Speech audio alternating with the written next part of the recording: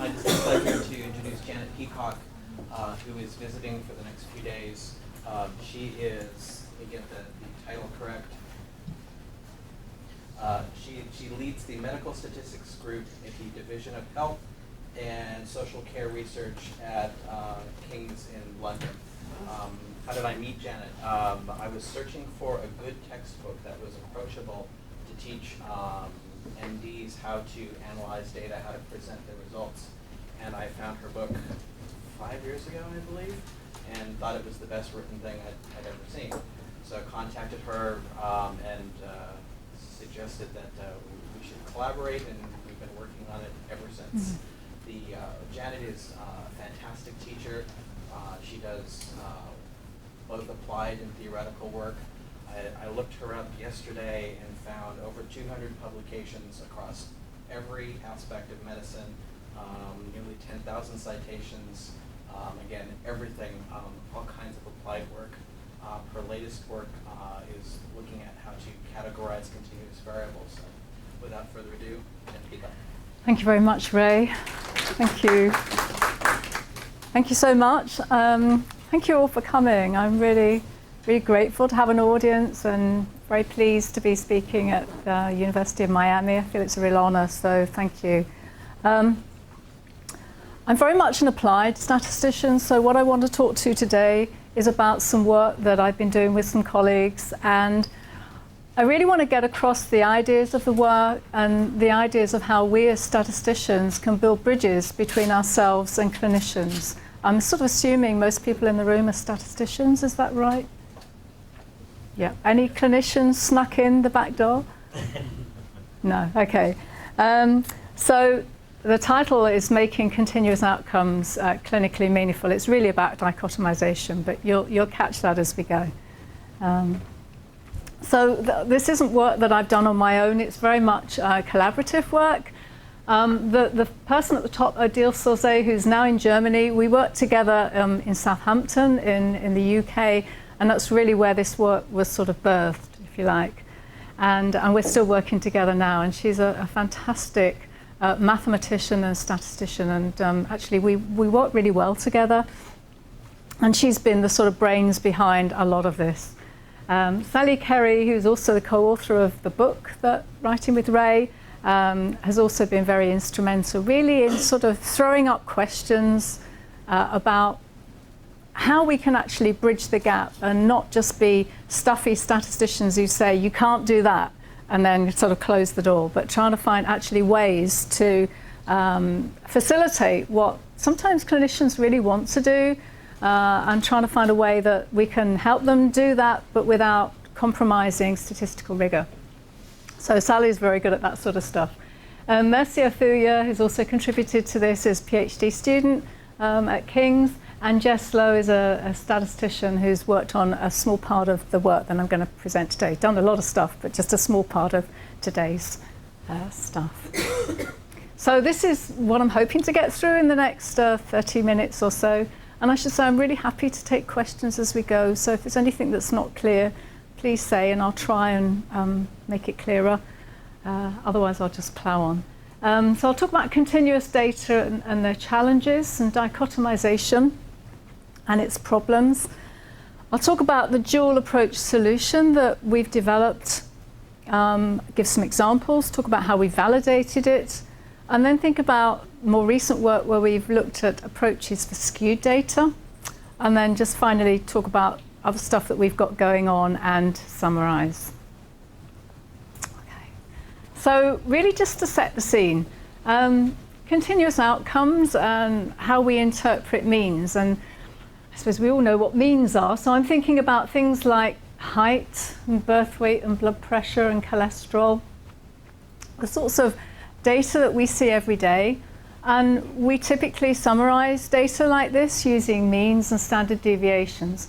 But something that I came across quite early on in my statistical career was the difficulty that can occur sometimes clinically in interpreting the difference in a mean between two groups.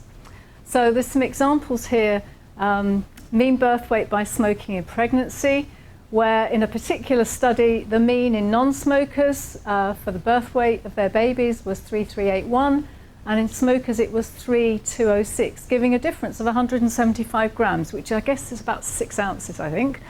And the question is, what on earth does that mean?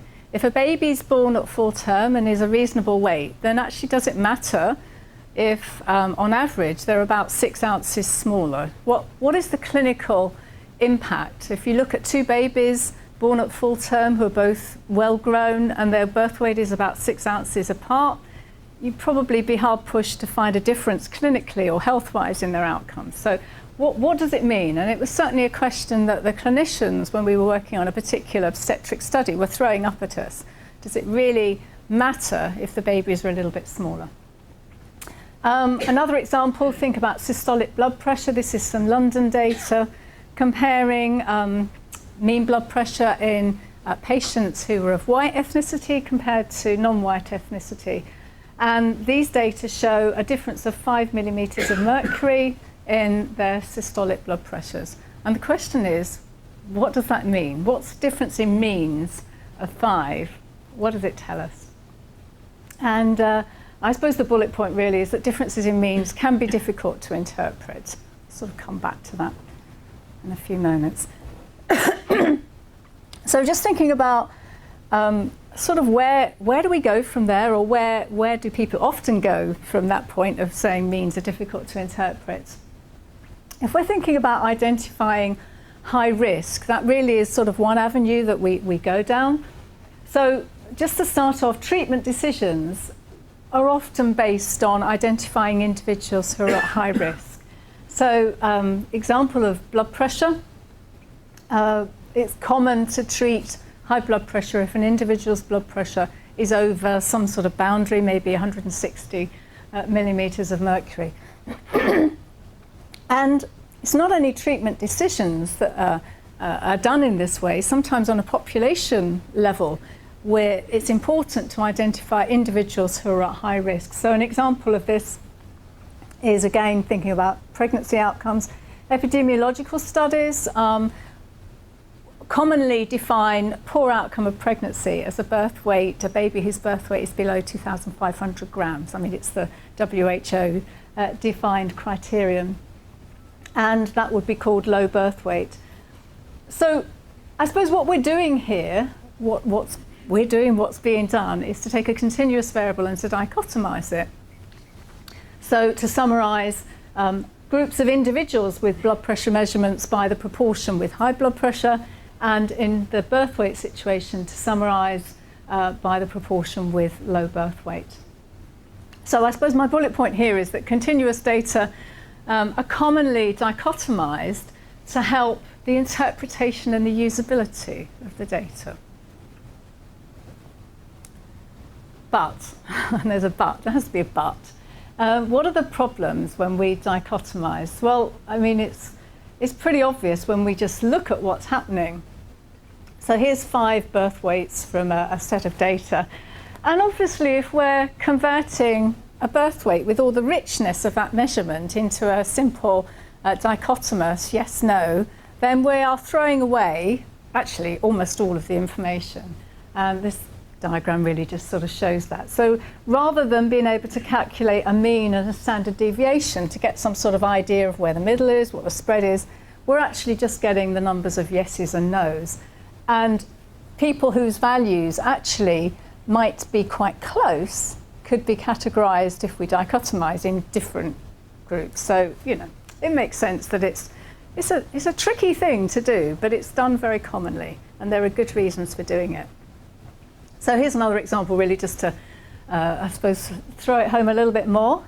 These are some data that I used these data some years ago now in teaching. I used to run a course where students had a set of data to analyze as part of their assignments. It was a public health training course.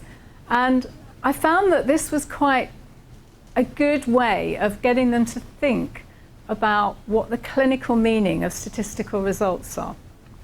So again, it's some birth weight data, and they were given some data with 270 non-smokers and smokers, and they were asked, given a whole lot of different variables, but they were asked some specific questions. And one of the questions was to look to see whether there's a difference in mean birth weight between smokers and non-smokers, and whether there's a difference in the percentage low birth weight between the two groups. Now, if we analyse these data, we see that there is a difference in mean birth weight that's statistically significant, but actually when we look at the percentage low birth weight, although the results go in the same direction, as of course you'd expect them to, in the sense that smokers are much more likely to have a low birth weight baby than non-smokers, actually it doesn't reach statistical significance, and nowhere near. And the question is, well, there's lots we could say about that, but I've probably stopped myself saying too much. But the question is, what does it mean? And how can we actually misinterpret these sorts of non-significant findings that have arisen because we've dichotomized? And just to note that actually we've got 270 here, patients here. In order to make this size of difference statistically significant with the proportions, we'd need over 1,300 patients altogether. So it's quite a sort of a lesson in just how much information we're losing when we dichotomize. Okay, so general consequences. Information is discarded, obviously, not used in the analysis. Studies designed for dichotomized outcomes need more subjects. So if we're designing studies up front and the outcome potentially could be measured as a continuous variable but is just being dichotomized, then we're going to need a lot more subjects, which is an important issue in terms of resources, time, inconvenience of patients being recruited when they're perhaps not needed, and so on. Power is lost, real relationships might be missed. Estimates are less precise as well if we dichotomize. And a point at the bottom, which is important, although I'm not really going to talk much about it today, but relationships can be obscured or even changed, actually, if we dichotomize. You see that when you put dichotomous predictors in models, that actually you can some funny things can happen, but I won't talk any more about that.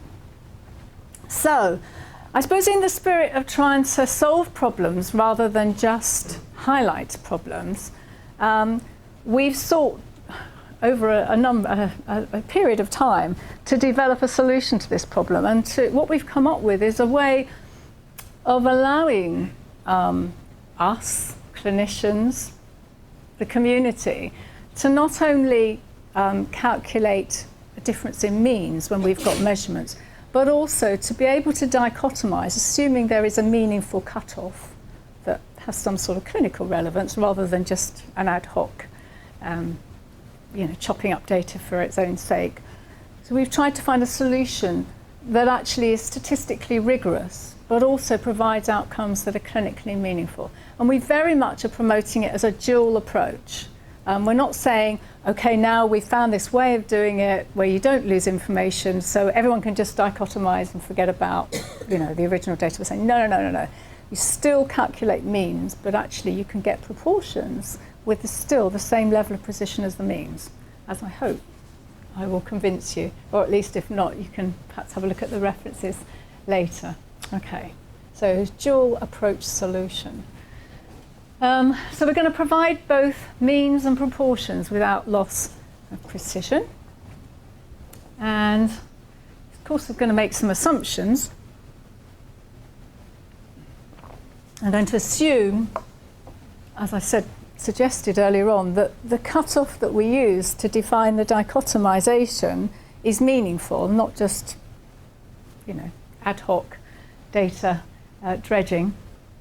We're also going to assume that the outcome is normal or can be transformed to normal, and I'll come back to that later on and describe some work we're doing currently. And the way that it works is very simple, is that we use the properties of the normal distribution and its mean and standard deviation to calculate the proportion below or above a given cut point. Well, we can all do that, that's easy.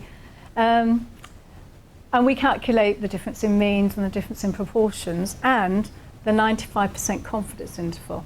And I'll say a little bit more about how we actually do that in a few moments. And we're calling this the distributional approach, and there's some references there if anyone's interested, including Stata program to do the analysis, and an R program might be ready, I'm not sure, but it's certainly on the way. But just to sort of explain, so we're all on the same page, how we're actually doing this. So we're calculating the tail area of a normal distribution. So we've got some data here with mean of 3397 and a standard deviation. And we're very familiar with calculating the z-score if we know what the cutoff is. So if we say the cutoff is 2500, then we can get the equivalent z-score by subtracting the mean divided by the standard deviation, and we get minus 2.02. And from tables or program, whatever, we can get the proportion, the probability associated with that, and therefore get the area in the curve beyond this point. In some ways it's easy, but actually, if I explain this to a clinical audience, it's not necessarily so obvious, but actually it's the same thing as they are doing when they calculate normal tables. It's just that you're doing it the other way around. When we calculate normal tables, normal range, then we start off with the percentage and we figure out where the cut point is. Here we decide where the cut point is and we calculate what the percentage is. Okay, so that's just a single distribution. Now we're going to do it with two. So if you sort of rewind back to the beginning, I started off saying differences between two groups in means can be difficult to interpret. So that's really what we're heading for with this method. We're not particularly looking, in fact we're actually not looking, to estimate proportion for single groups, but it's definitely a comparison between two groups. So just to illustrate this with two normal distributions, they're called treated and untreated, but they could be category 1 and category 2 or whatever. And we know that if we pull two distributions apart, then if the distribution has a particular mathematical form, here normal, then it will have a knowable, a calculable effect on the proportion in the tail beyond a given cut point, which is shown by these different shading areas. So a difference in means is associated with a specific difference in proportions, and that's what we're essentially where we're going with this. So outline of the approach. So we calculate the proportion as a function of the mean. Don't use the raw data. Then we obtain the difference in proportions. And then this is where we sort of deviate from just doing straightforward stuff that we would normally do. We derive the standard error and the 95% confidence interval of the estimated difference in proportions as a function of the difference in means using the delta method that you'll be familiar with. So that enables us to get both a difference in means and a difference in proportions with confidence intervals which are consistent with each other in terms of the inferences that would be drawn about the differences between the two groups. Does that make sense? Is everyone with me? Yeah, okay.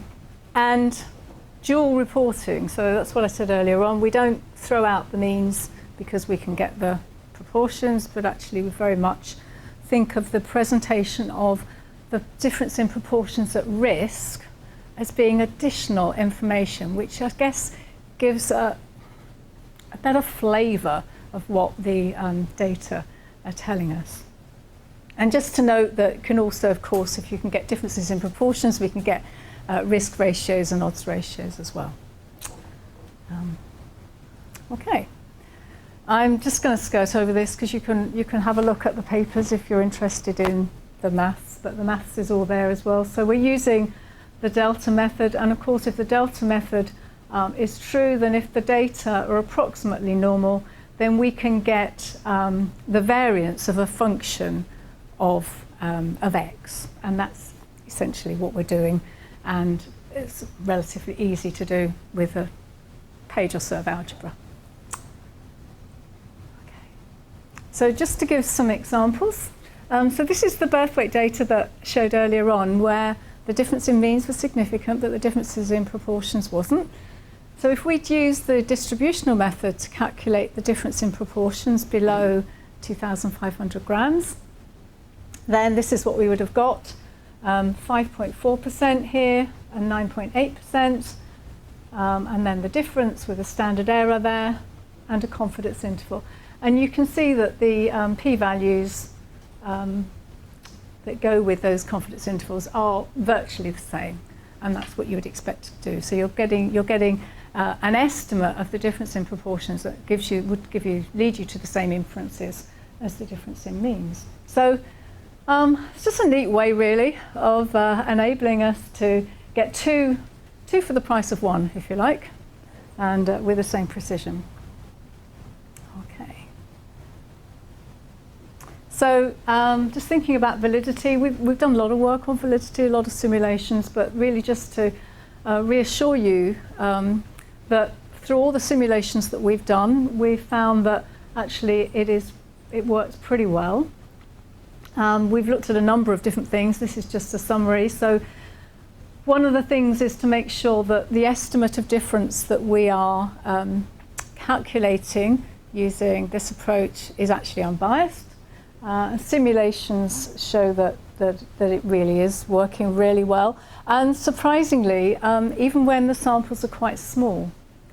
And that was one of the things when we wrote the very first paper that one of the reviewers raised, was whether actually it would work, because the delta method is for large samples, but actually it works pretty well, even for small samples.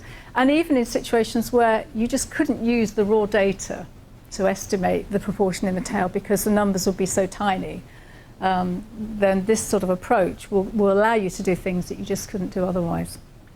So it works surprisingly well. Of course, you want good coverage for your 95% confidence intervals, and again, that works pretty well. So this is trying to summarize a whole lot of simulations that Odile, my colleague, has done to really try and figure out when does it work well, are there situations where it doesn't work well, what are the situations to be careful about. We found that for moderate effect sizes and samples of 100 or more per group, then if we're looking at differences in proportions and either relative risks or odds ratios, that actually the reliability in terms of coverage and bias is excellent. It's really good, really pretty spot on. For larger effect sizes and smaller samples, not quite so good, or if there are extremities in the tail or unequal variances, we've developed a correction factor that also works very well and solves that problem. And in general, I think we found that in situations where we would want to use it, in terms of where we've done this sort of stuff in a clinical setting, in clinical research, it works okay. And the situations where it doesn't work so well are actually not situations that we would tend to encounter very much, or we haven't encountered much in our clinical research experience. So all good so far. So assumptions, of course we're making assumptions here, and it's important just to remind ourselves of that. So we're assuming that the data are normal,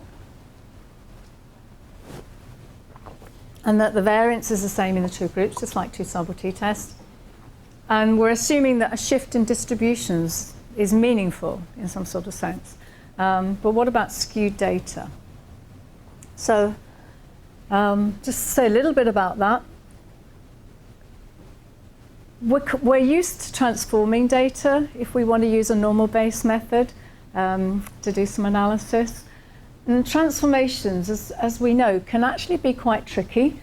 They can be tricky to interpret or impossible to back transform. Okay? So we might be able to actually get some sort of transformation that mathematically will get our data into the right shape for the normal Bayes method to apply, but actually a back transformation might be totally impossible.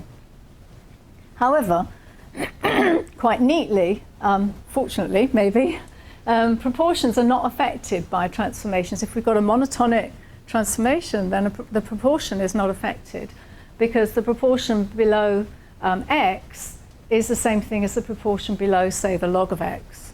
So actually, we can have transformed data and still calculate our proportions, and they will be sound. Alternatively, I've put a little hot off the press thing. This is what we're actually doing at the moment.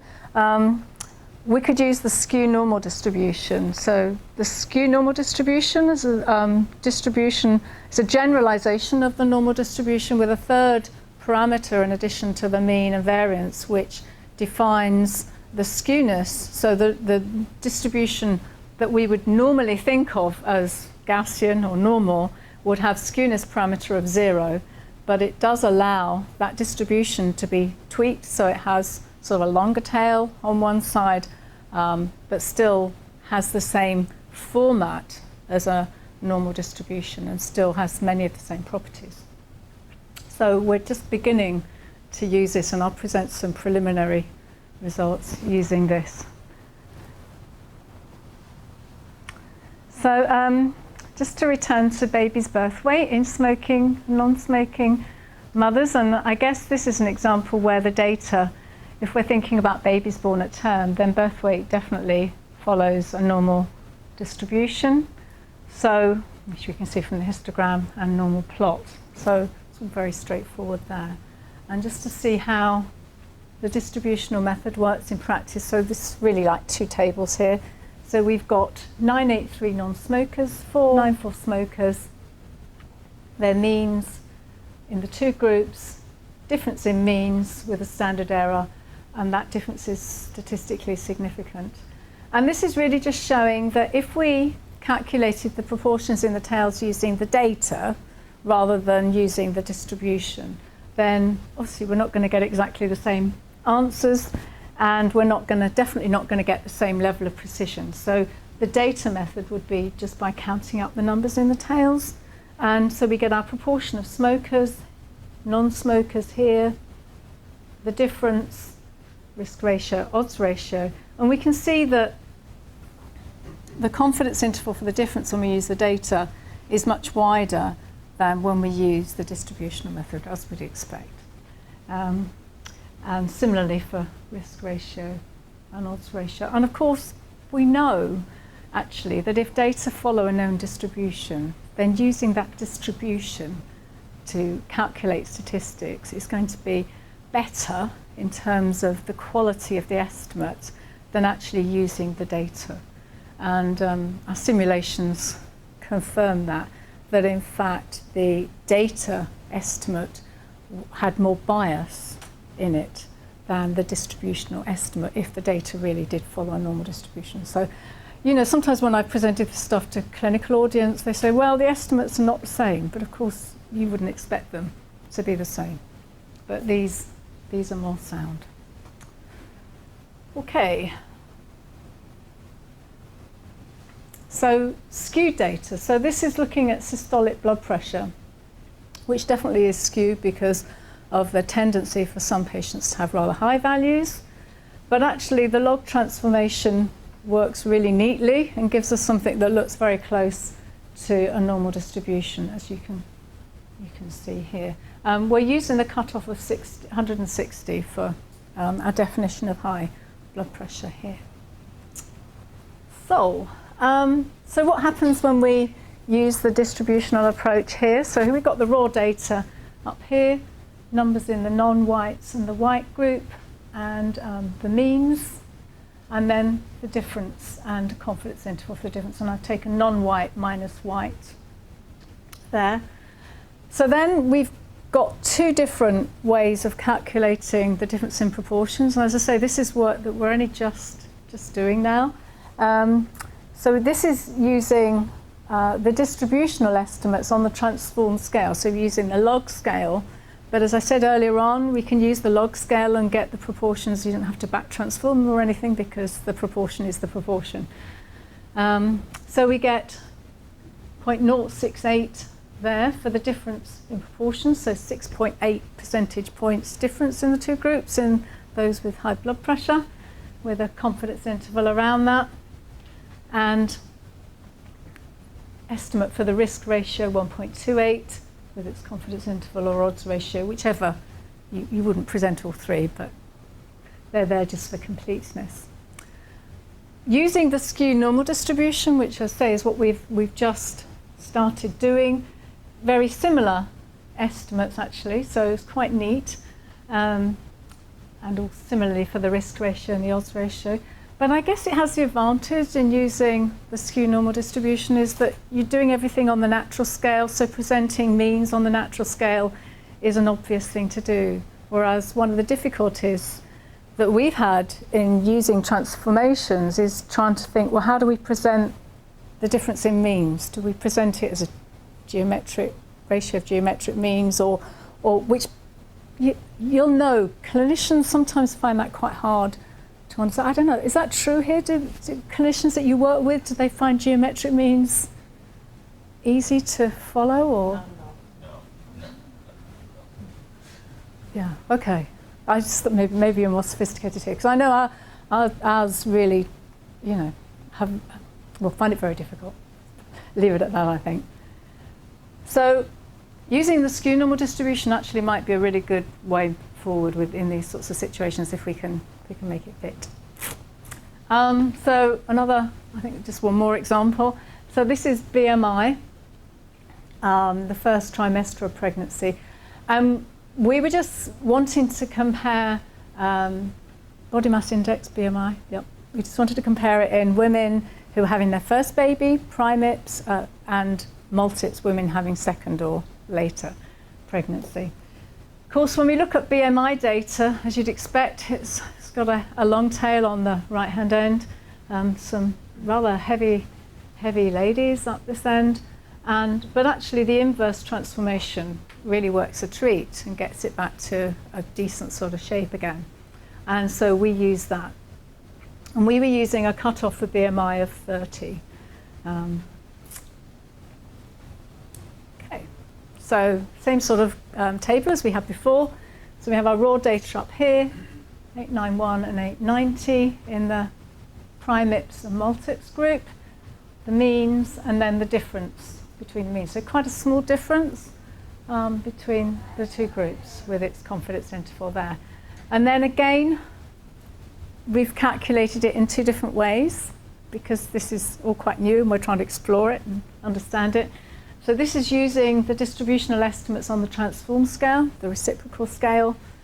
So we get our difference in proportions of 0.022, 2.2%, confidence interval, risk ratio, odds ratio, and then using the skew normal, almost the same answer, and similar answers for odds ratios as well.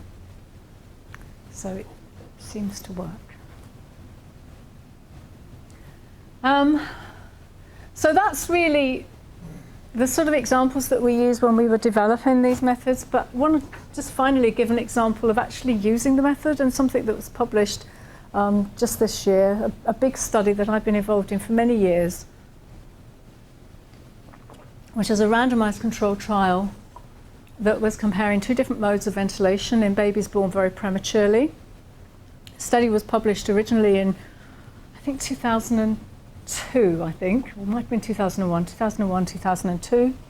Found no difference between the two groups in the primary endpoint, which was a composite binary outcome. But it was such a critical study that unusually a negative result, if we can put it like that, as being negative, if it's not statistically significant, got published in the New England Journal, so we were delighted. But anyway, we've sort of fast forward a few years. We always felt that we wanted to follow these children up because although we found no difference between them in the initial trial, we were not convinced that there would still be no difference in the long term. In fact, we wanted to make sure, because actually this has important implications for neonatal practice. So it's a very long story, many grant applications. We finally, it's quite hard to get money. I don't know whether it's the same over here, but in the UK it's quite hard to get money to follow up a group of patients when the original study findings were negative. Okay. No one's really interested. They say, you're never going to find anything 10 years later, so we're not going to give you £1 million to do it.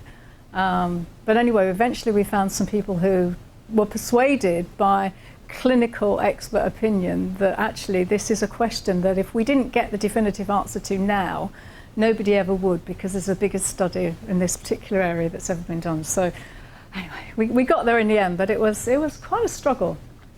But given the results we got, actually, it was important that we managed to do this.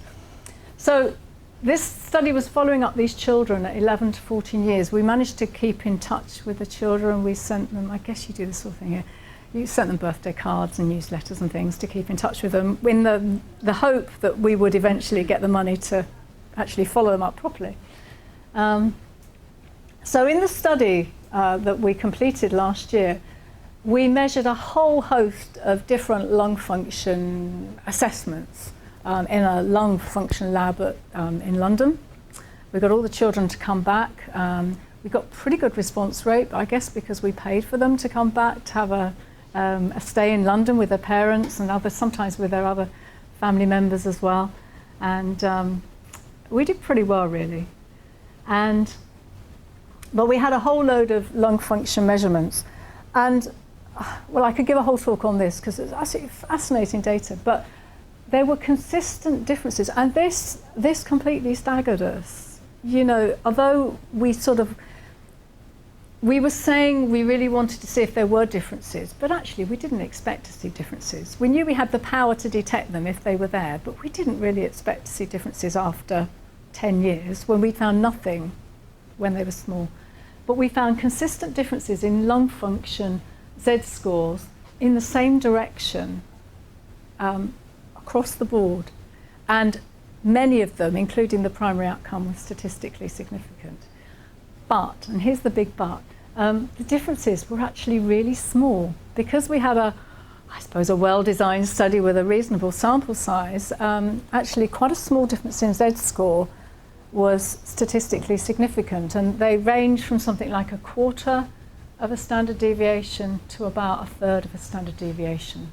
So the differences between the two groups, those two distributions, were pulled apart, but only by a tiny, tiny bit. And now normally, I don't know again if this is your experience here, but normally if a clinician sees a small p-value, they will be getting really excited. Does that happen here? And ours did, but they said, but the difference is really small. Can it be clinically relevant? And you know, how do you define clinical relevance when you're talking about differences in means? Is a difference of 1/4 of a standard deviation between two groups in their lung function when these children are all, actually, they're not all very well. I mean, there's quite a high, as you might expect, these are children born 23 to 28 weeks gestation. So many of them have respiratory illness, morbidity. But actually, comparing the two groups, there's no obvious difference in their health. So could this small difference in lung function, could it be clinically meaningful in any sort of way? So what we did, what the stats team did, was we used the distributional approach to estimate the proportion below the 10th centile for lung function, for the primary outcome, just to see whether that would help shed any light on what might be going on. I think that might be on my next slide.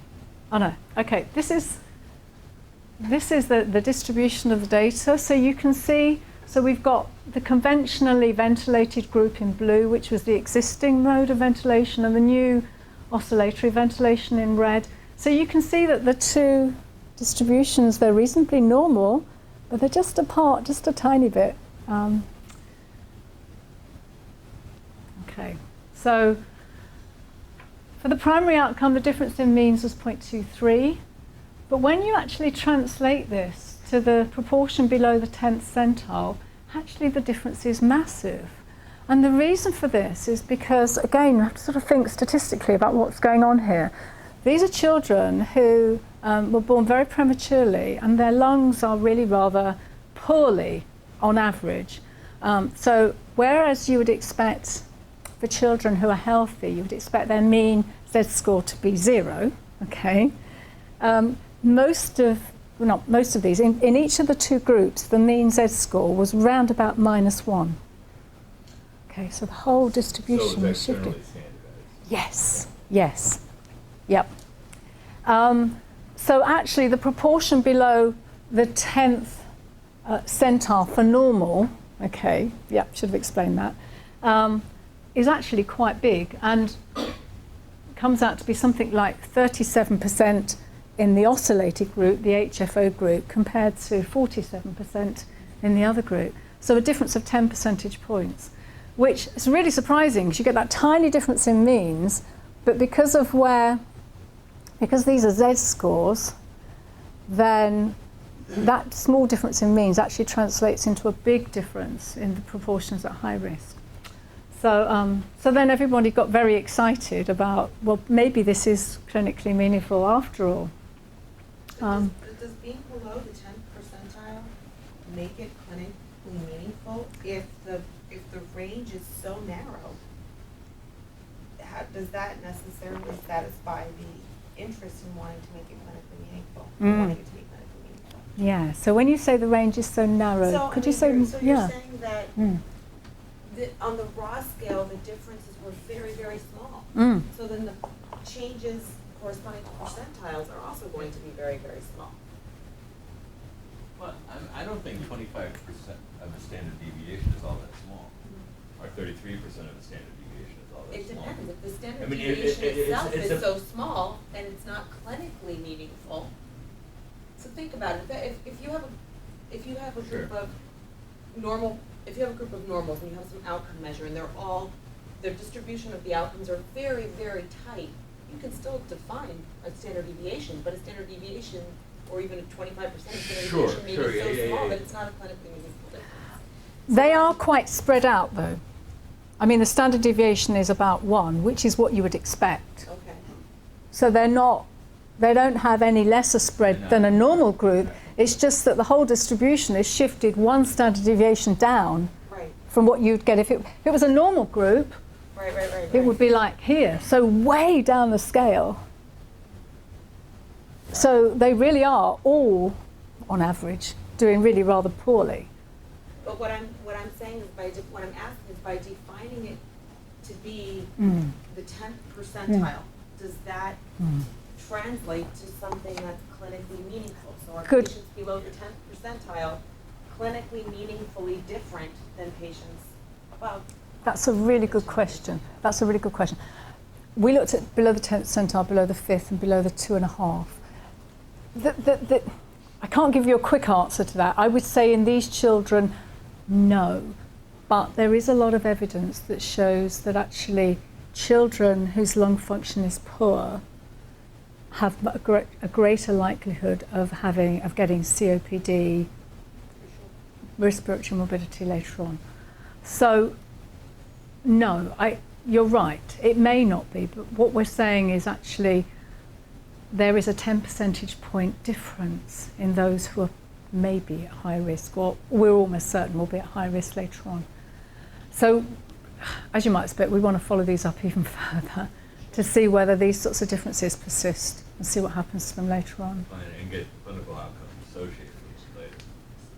And some patient-reported outcomes, which I don't know whether that's, we need to do that too.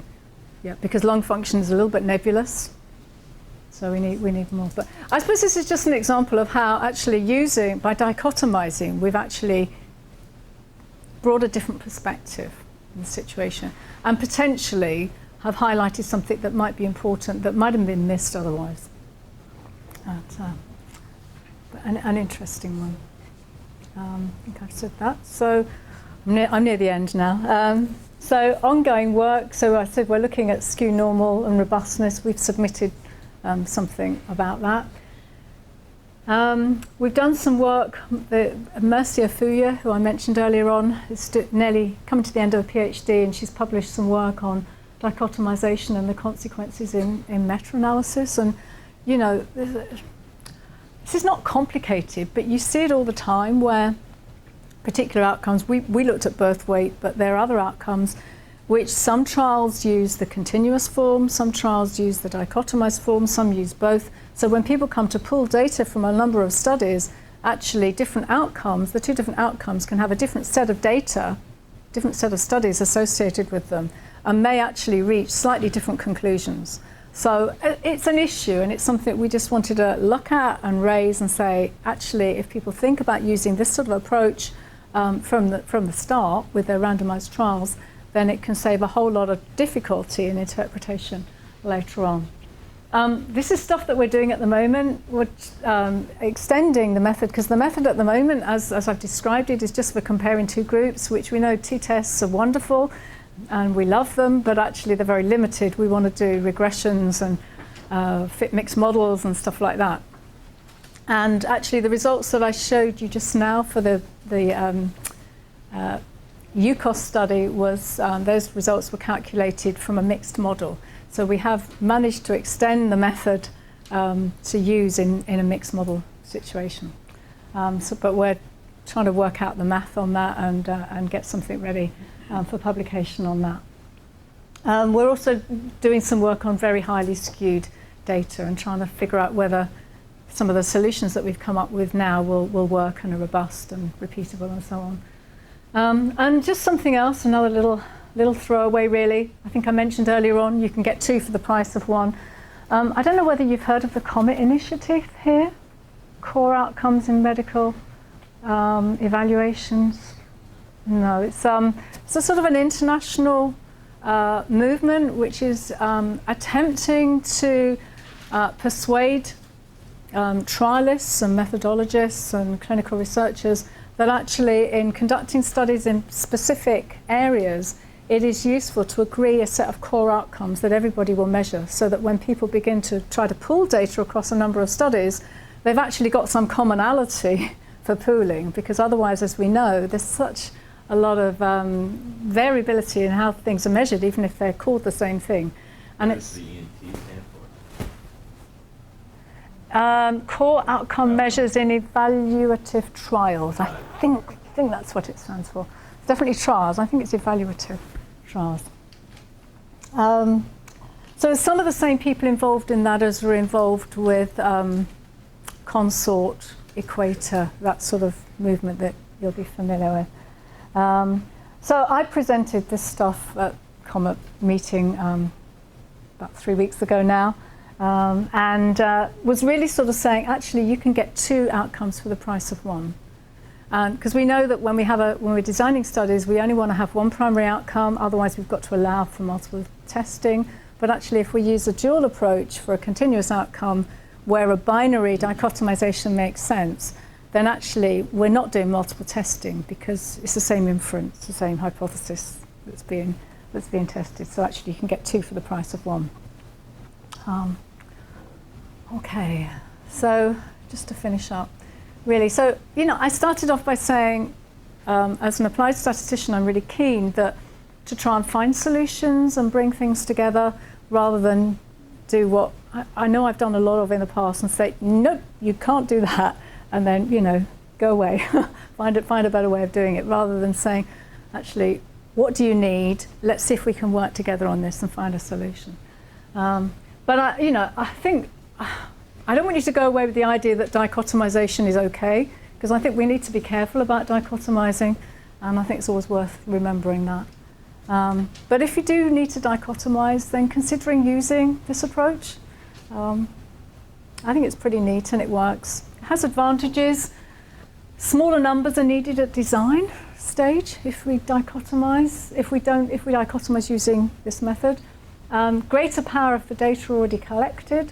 And I think this is the most important thing. It gives clinically meaningful estimates and retains statistical rigor. So, trying to balance the two.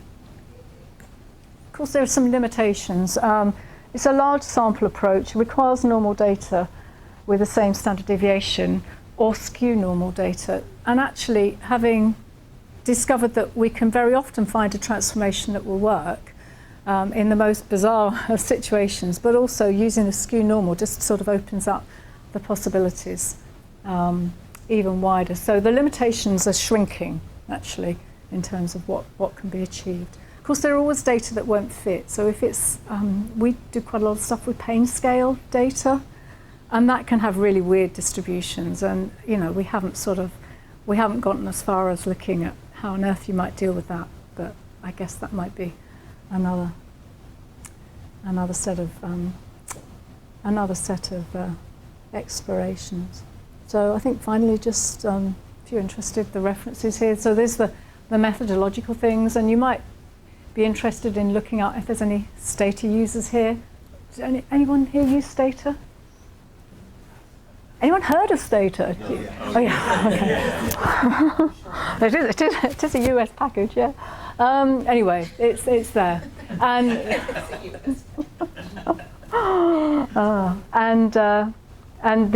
this is just the references from which some of the examples come. Anyway, that's enough.